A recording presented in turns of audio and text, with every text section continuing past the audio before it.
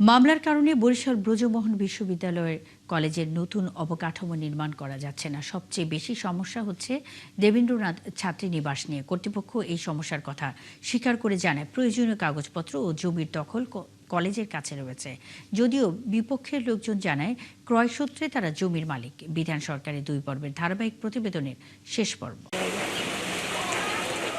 নগরীর প্রফেসর গলির দেবেন্দ্রনাথ ছাত্রীনিবাসের 23.70 জমি দখলের চেষ্টা হলে শিক্ষার্থীরা সেটি দখলমুক্ত করেন।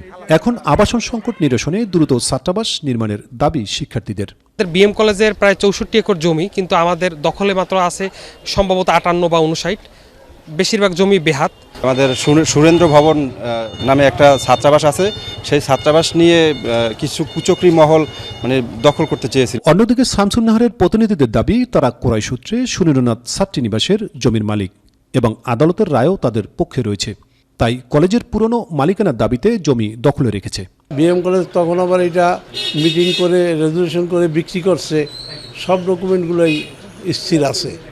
এখন বিএম কলেজ কেন দাবি করে এটা আমার জানা নাই। 1977 সাল থেকে চলমান 4টি মামলার মধ্যে চলতি বছর দেবেন্দ্র ভবনের 1 একর 60 শতক জমির রায় কলেজের পক্ষে এসেছে। বাকি 3টি মামলা এখনো বিচারাধীন। 4টা মামলা আছে এখন। এগুলো আমরা দ্রুত নিষ্পত্তি হইলে পরে আমরা এখানে কাজ করতে পারি, ভবন তৈরি করতে পারি। আমাদের হোস্টেলের ছেলেমেয়েদের যে আবাসন সংকট আছে এটা দূর হয়ে যায়।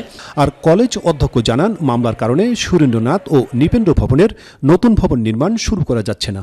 তবে প্রয়োজনীয় কাগজপত্র ও জমির দখল কলেজের কাছে থাকায় বাকি মামলাগুলোর রায়ও প্রতিষ্ঠানের পক্ষেই আসবে বলে তিনি আশাবাদী।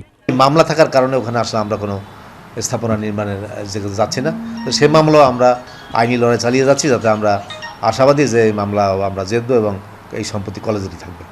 মামলাগুলোর নিষ্পত্তি হলে দেবেন্দ্র, সুরেন্দ্র, নৃপেন্দ্র ও লালু ভবনে বহুতল ছাত্রাবাস নির্মাণ করা হবে। এতে দীর্ঘদিনের আবাসন সংকট কাটিয়ে বেশি শিক্ষার্থীর জন্য নিশ্চিত হবে আবাসিক সুবিধা। বিধান সরকার, 71, বরিশাল।